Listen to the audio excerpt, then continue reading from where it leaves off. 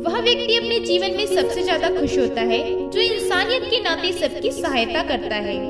Movie की शुरुआत में हम एक टीम को देखते हैं जो ड्रैगन को ढूंढने के लिए कुनमे में पहाड़ी पर भटक रहे होते हैं। तभी उनकी टीम का एक लड़का कहता है कि सर हमें वापस चले जाना चाहिए, हम यहाँ कुनमे पहाड़ी में फंस चुके हैं। तभी उनका हेड कहता है कि चिंता मत करो, मैं तुम्हें सुरक्षित बाहर लेकर जाऊंगा। लेकिन तभी उसके टीम के लोग एक एक करके खत्म कर दिए जाते हैं। उन्हें यहाँ का ड्रैगन एक एक करके गायब कर लेता है और उनके हेड को पता ही नहीं चल पाता।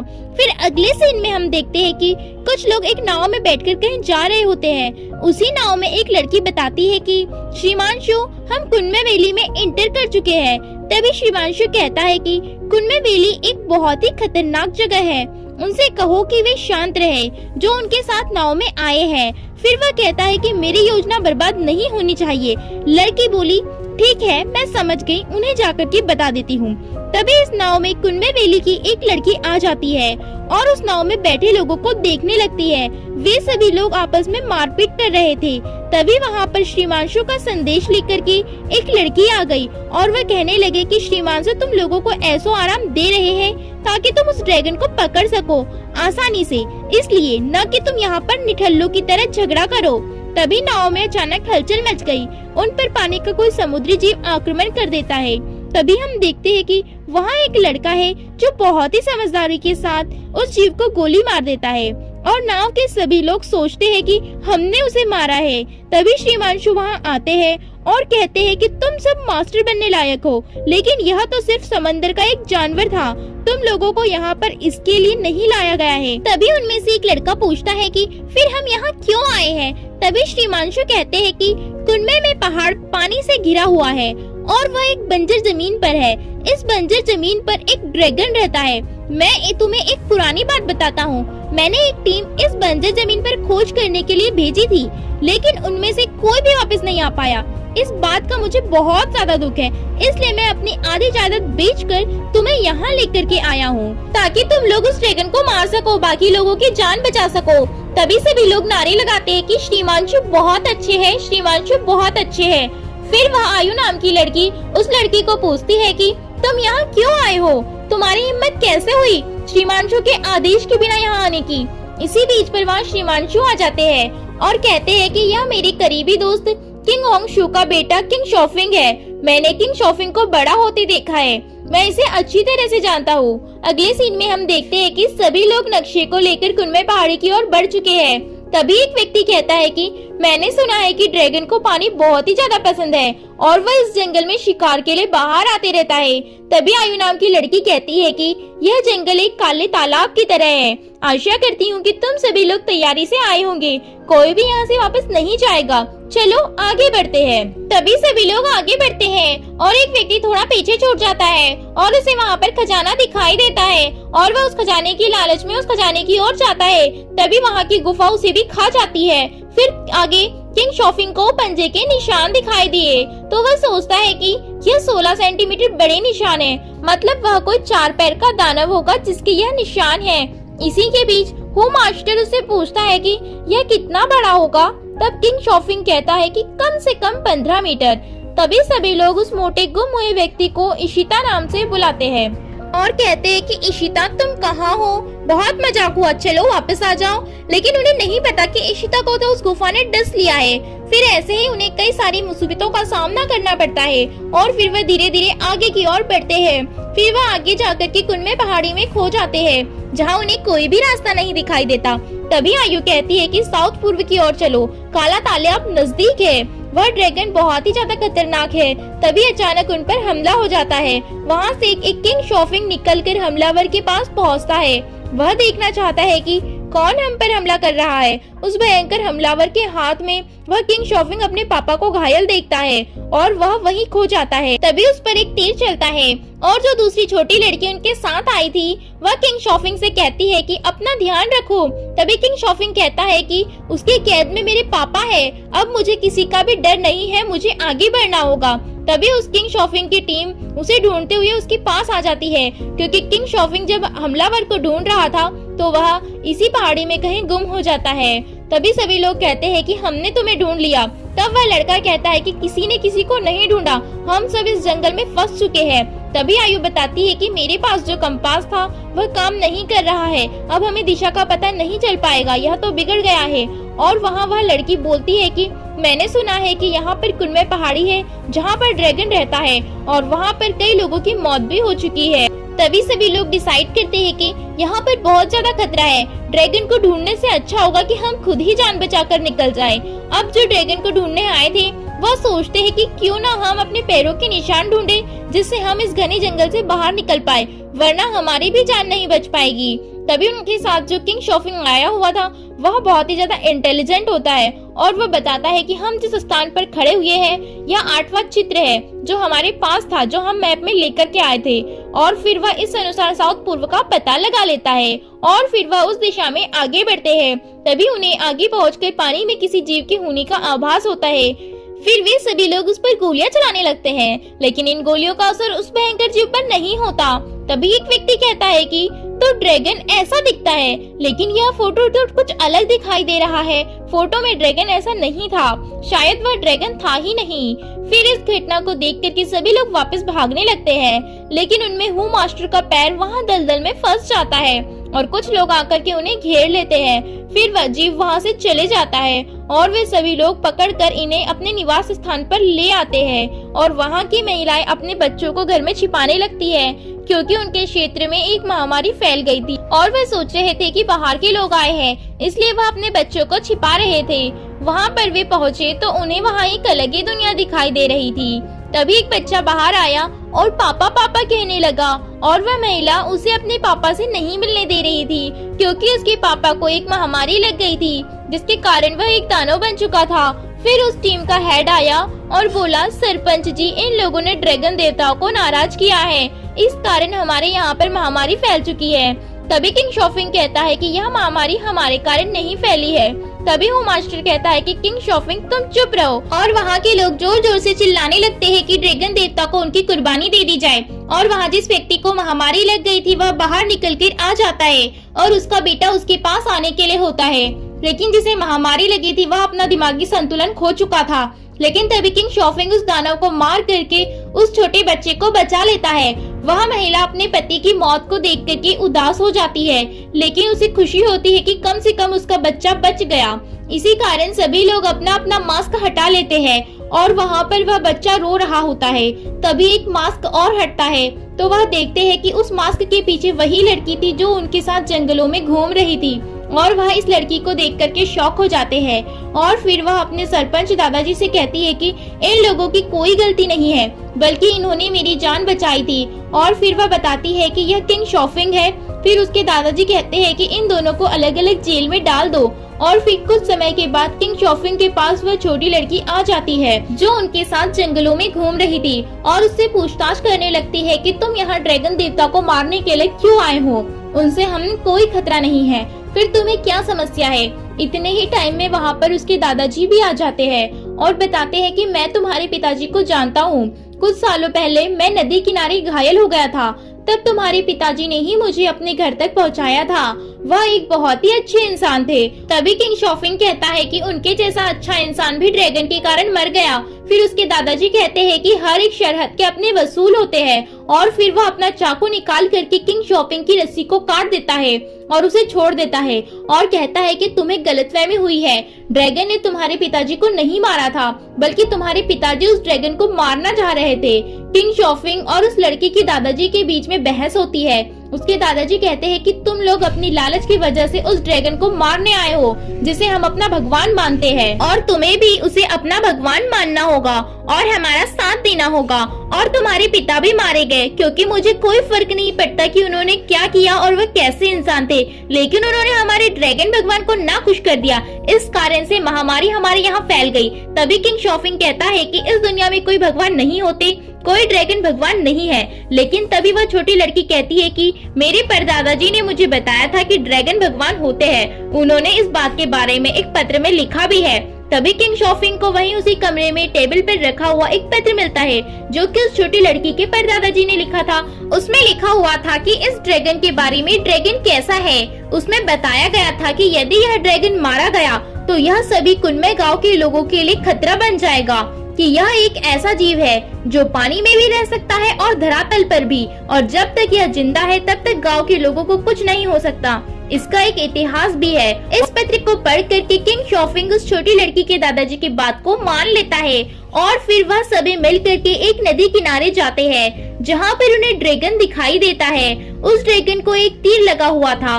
तभी वह किंग शॉफिंग से कहता है कि इस तीर को निकाल दो। तभी हूँ मास्टर कहता है कि थोड़ा संभल करके निकालना। फिर वह ड्रैगन के पास जाता है और इस तीर को निकाल देता है और फिर वह ड्रैगन भी वहाँ से चले जाता है। फिर सभी लोग किंग शॉफिंग की तारीफ करते हैं, लेकिन किंग शॉफिंग सरपंच से प्रश्न करता है कि ड्रैगन इतना घायल होने के बाद भी इतनी आसानी से कैसे चल पा रहा है। तभी दादाजी कहते हैं कि ड्रैगन भगवान आम तौर पर हमले से बचने के लिए ड्रैगन वैली में रहते हैं। यहाँ तुम्हारे पिता भी होंगे, तुम्हें अपने पिता से मिलना चाहिए, आओ मेरे साथ। और जो किंग शॉफिंग की साथ वाली टीम थी वह किंग शॉफिंग को देख लेती है और आपस में बातचीत करते हैं कि किंग शॉफिंग ने उस ड्रैगन को मारने की वजह बचा लिया, जबकि हम सभी का इस जंगल में आने का उद्देश्य था ड्रैगन को मारना। तभी आयु कहती है कि उनका पीछा करो। तभी उनमें से एक व्यक्ति कहता है कि पहले मुझसे वादा करो, यदि हम आगे बढ़े तो हमें इस काम को करने के अच्छे खासे पैसे मिलेंगे। तभी वहाँ पर मौजूद दूसरा व्यक्ति इस व्यक्ति को गोली मार देता है और कहता है कि जो काम के बीच में पैसों की बात करे वह हमारा साथ कैसे दे पाएगा। तभी किंग शॉफिंग कहता है कि तुम्हारी गांव की बीमारी इतनी कोई बड़ी नहीं है। वह छोटी लड़की उससे प्रश्न करती है, तुम यह कैसे कह सकते हो। तभी वह किंग शॉफिंग कहता है कि मुझे इतनी जहरीली नहीं लग रही है। तभी ड्रैगन गिर जाता है और दादाजी कहते हैं कि तुमने इस ड्रैगन के साथ क्या किया, क्योंकि उसके पास तब हूँ मास्टर होता है। तभी हूँ मास्टर कहता है कि मैंने कुछ भी नहीं किया। तभी किंग शॉफिंग कहता है कि यह काम इसका नहीं है, यह घाव सूज रहा है। और फिर वह उस जगह पर सभी से कुछ सामान लाने को कहता है और उस लड़की से तीर को लेकर के उसके पीछे का नाइट्रोग्लिसरीन उस ड्रैगन के ऊपर लगा देता है और उस छोटी लड़की को लगता है कि किंग शॉफिंग उस ड्रैगन देवता को मार देगा, इसलिए वह उस पर चाकू चलाती है। लेकिन किंग शॉफिंग उसे समझा देता है कि यह एक दवाई का भी काम करता है। फिर आगे बढ़ते हैं और उन्हें एक शिलोंग घाटी दिखाई देती है। फिर किंग शॉफिंग एक मैप को निकाल करके देखता है। हूँ मास्टर कहता है कि यह तो बहुत ही बड़ी घाटी है। फिर वह आगे मशाल लेकर के जाते हैं क्योंकि रात का समय हो जाता है और वहाँ पर गहरा अंधेरा था। तभी हूँ मास्टर कहता है कि यहाँ की मक्खियाँ कितनी बड़ी बड़ी है। यहाँ की मक्खियों को नैरोटिक्स कहा जाता है और वह जुगनू की तरह चमकती है। तभी वह नैरोटिक्स मास्टर को काटने के लिए होती है। उतने में ही किंग शॉफिंग उस नैरोटिक्स को नीचे फेंक देता है और वह नैरोटिक्स उस किंग शॉफिंग को काट लेती है। तभी वह देखते हैं कि वहाँ की सभी जीव अचानक से एक्टिवेट हो जाते हैं और फिर वह सभी लोग वहाँ से भागने लगते हैं। किंग शॉफिंग को एक जगह बिठाते हैं और फिर उन्हें पता चलता है कि इसे भी महामारी लग गई है और धीरे धीरे किंग शॉफिंग एक दानव का रूप लेने लगता है और कहता है कि मुझे भी जल्दी से मार दो, मुझसे सहन नहीं हो पा रहा है, इससे पहले कि मैं अपना आपा खो दूं। तभी वहाँ पर ड्रैगन आ जाता है और उसके हाथ पर अपनी जीभ से चाट लेता है और फिर धीरे धीरे किंग शॉफिंग ठीक हो जाता है। और फिर दादाजी कहते हैं कि मैंने कहा था ना, ड्रैगन हमारे भगवान हैं, उनके रहते हम पर कोई महामारी नहीं आ सकती। और कहते हैं कि अब तुम नहीं मरोगे, तुम सुरक्षित हो, तुम्हें ड्रैगन भगवान ने बचा लिया है। थोड़े टाइम बाद दादाजी उससे पूछते हैं कि अब तुम कैसे हो। तभी किंग शॉफिंग बताता है कि उस महामारी की वजह मुझे समझ में आ रही है। वह बताता है कि नैरोटिक्स बहुत ही ज्यादा जहरीली है, जिसके काटने के बाद दिमाग का बीच वाला हिस्सा काम करना बंद कर देता है और फिर लोग पागल हो जाते हैं और यही कारण हो सकता है महामारी फैलने का। और ड्रैगन नैरोटिक्स को खाते हैं, इससे वह आराम से नैरोटिक्स को अपने वश में कर सकते हैं और इसी कारण ड्रैगन आप लोगों की रक्षा कर रहे हैं। उन्हें भगवान ने एक शक्ति दी है, इस कारण उन पर कोई असर नहीं होता। इसे पारिस्थितिक संतुलन कहते हैं। तभी दादाजी पूछते हैं कि पारिस्थितिक संतुलन क्या होता है। मैं यह सब नहीं जानता हूँ। ड्रैगन ने हमें सुरक्षित रखा है और जब तक वे जिंदा रहे या मरे हमें उनका ख्याल रखना है, यह हमारा कर्तव्य है। तभी किंग शॉफिंग कहता है कि आप सही सोच रहे हैं सरपंच जी, मैं गलत सोच रहा था। फिर वह सरपंच जी कहते हैं कि तुम बस नफरत की वजह से कुछ देख नहीं पा रहे थे, तुम अभी आराम करो, ड्रैगन भगवान को मैं देख करके आता हूँ। तभी वह छोटी लड़की आ जाती है और किंग शॉफिंग कहता है कि तुम मुझे ऐसे क्यों देख रही हो। तभी वह छोटी लड़की कहती है कि कुछ नहीं, बस सोच रही हूँ कि तुम किंग शॉफिंग अंकल की तरह ही दिखते हो, तुम्हारे गुण भी उन्हीं के जैसे हैं, तुम में भी बहुत ही अच्छी मानवता के गुण झलक रहे हैं। तभी किंग शॉफिंग कहता है कि तुम अपने दादाजी के साथ ही रहती हो, तुमने अपने पापा के बारे में कभी बताया नहीं। तभी वह लड़की थोड़ा दुखी होकर के कहती है कि मेरे पापा मर गए जब मैं बहुत छोटी थी, उसके बाद मेरे दादाजी ने मुझे पाला। और वह लड़की कहती है कि शायद तुम्हारे पापा के साथ तुम्हारे रिश्ते बहुत अच्छे रहे होंगे, इसलिए तुम उन्हें ढूंढ रहे हो और तुम अपने पापा से बहुत प्यार करते हो। तभी वह लड़का एक पुराने याद के फ्लैशबैक में जाता है जहां वह उसके पापा के साथ बिल्कुल भी नहीं सुनता, बल्कि उनके पापा के साथ वह बहस करने लगता है। तभी किंग शॉफिंग कहता है कि बस मैं एक बार अपने पिता से माफी मांगना चाहता हूँ। तब वह लड़की बताती है कि अंकल किंग तुमसे बहुत ज्यादा प्यार करते थे, उन्होंने बहुत कुछ बताया था, यह भी बताया था कि तुम उनके लिए सबसे ज्यादा जरूरी हो। फिर सब लोग यही सब बातचीत कर रहे होते हैं कि उतने ही देर में जो पुरानी टीम किंग शॉफिंग के साथ कुनमे पहाड़ी में ड्रैगन को मारने के लिए आई थी, वह सभी उनके पास आ जाते हैं और कहते हैं कि तुमने हमें धोखा दिया है, तुम यहाँ ड्रैगन को मारने के लिए आए हो, ना कि उसकी जान बचाने के लिए। तभी किंग शॉफिंग कहता है कि तुम लोग गलत समझ रहे हो, ड्रैगन किसी की जान नहीं ले रहा है, बल्कि इस कुनमे पहाड़ी के लोगों को बचाने के लिए ड्रैगन का जिंदा रहना जरूरी है। तभी आयु कहती है कि हम तुम्हें मार देंगे। तो किंग शॉफिंग कहता है कि श्रीमांशु कहाँ है, तुम उनके आदेश के बिना यह सब कर रहे हो जो कि गलत है। तभी वहाँ पर श्रीमांशु भी आ जाते हैं और कहते हैं कि किंग शॉफिंग तुम उनकी बातों में मत आओ, यह लड़की और ये सरपंच तुम्हें भड़का रहे हैं, तुम उनकी बातों को बिल्कुल मत सुनना। ड्रैगन को मारना है, लेकिन किंग शॉफिंग को समझ में आ चुका था कि इस कुनमे पहाड़ी के लोगों के लिए ड्रैगन का जिंदा रहना बहुत ज्यादा जरूरी है और यह पारिस्थितिक संतुलन के लिए भी सही है। तभी श्रीमांशु कहता है कि तुम मेरे विपरीत जा रहे हो, यह तुम्हारे लिए अच्छा नहीं होगा। तभी उस लड़की के दादाजी कहते हैं कि तुम सभी लोग यहाँ से भाग जाओ, वरना यह तुम्हें मार देगा, तुम्हें ड्रैगन की जान बचानी है। जिसके बाद किंग शॉफिंग और वह छोटी लड़की दोनों भाग करके निकल जाते हैं। और फिर श्रीमांशु उस छोटी लड़की के दादाजी को बताता है कि क्या तुमने मुझे पहचाना नहीं, मैं इसी गाँव का एक लड़का हूँ जिसे तुमने इस गांव से बाहर निकाल दिया था। जबकि उस आग के लगने की वजह मेरे जानबूझकर किया हुआ कोई काम नहीं था, वह गलती से हुआ था। लेकिन तुमने यह नहीं सोचा कि जब मैं इस गांव से बाहर रहूंगा अकेली, तब मुझ पर क्या बीतेगी। इसका बदला लेने के लिए मैंने इस ड्रैगन को मार दूंगा, जिससे तुम सभी लोग मर जाओगे। तभी इसके दादाजी कहते हैं कि यह पूरे गाँव वालों के लिए सही था, तुमने गलती की थी। खैर जाने अनजाने यहाँ गलती सरपंच की थी, क्योंकि उस लड़के ने जानबूझकर गलती नहीं की थी, उसे कोई दूसरी छोटी सी सजा देनी चाहिए थी। लेकिन इसके बजाय उन्होंने उसे घर से बाहर ही निकाल दिया, पूरे गांव से बाहर निकाल दिया, जिसके कारण उसके मन में घृणा उत्पन्न हो गई।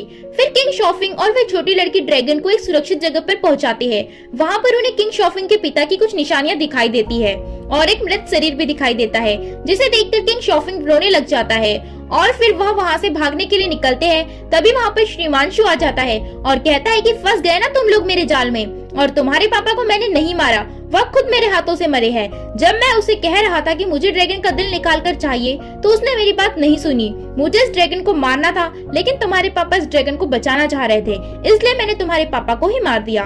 और फिर उन पर अचानक से एक वार हो जाता है। फिर वह देखते हैं कि वह कहीं पर बंधे हुए हैं। वहाँ पर हू मास्टर जाकर उनकी रस्सी खोल देता है और फिर वे लोग सभी निकलकर प्लान बनाते हैं। फिर जैसे श्रीमांशु उन पर अटैक करता है, तो वो अपने प्लान के अनुसार उनसे लड़ाई करते हैं, लेकिन एक गोली ड्रैगन को लग जाती है, जिसके कारण सभी लोग वापस श्रीमांशु के कब्जे में आ जाते हैं। फिर अचानक से किंग शॉफिंग एक ऐसा वार करता है कि सारी बाजी ही पलट जाती है और फिर श्रीमांशु और आयु जान बचाकर भागने लगते हैं। तभी हूँ मास्टर कहता है कि मैं ड्रैगन को देखता हूँ, तुम लोग जा करके उनको पकड़ो। किंग शॉफिंग और वह छोटी लड़की आयु और श्रीमांशु के पीछे जाते हैं। तभी श्रीमांशु आयु से कहता है कि तुम इन लोगों से लड़ो, मैं भागता हूँ। और तभी आयु को वह छोटी लड़की मार देती है और इस बीच सभी लोग बच जाते हैं और श्रीमांशु को नेरोटिक्स, जिसके काटने से बीमारी हो जाती है, वह मक्खियाँ काट लेती है और फिर वह महामारी का शिकार होकर के मर जाता है। लेकिन इस बीच ड्रैगन अपनी आंखें बंद करने लगता है, जैसे कि वह अपनी अंतिम सांसें गिन रहा हो, जिसे देखकर छोटी लड़की को बहुत रोना आता है और वह कहती है कि अब कुनमे पहाड़ी खतरे में है, अब कुनमे पहाड़ी को कोई नहीं बचा सकता। तभी हूँ मास्टर एक एग लेकर के आता है,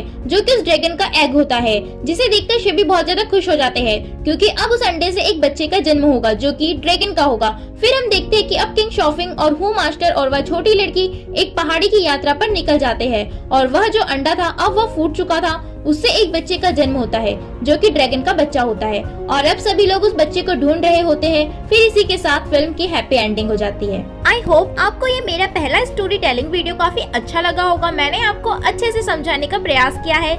जानती हूँ मैं कि शायद आपको कहीं न कहीं कुछ गड़बड़ लगी हो, तो आप मुझे अपना फीडबैक कमेंट करें और मेरी इस मेहनत के लिए एक वीडियो को लाइक कर दीजिए और सब्सक्राइब कर दीजिए। बस मैं आपसे इतना ही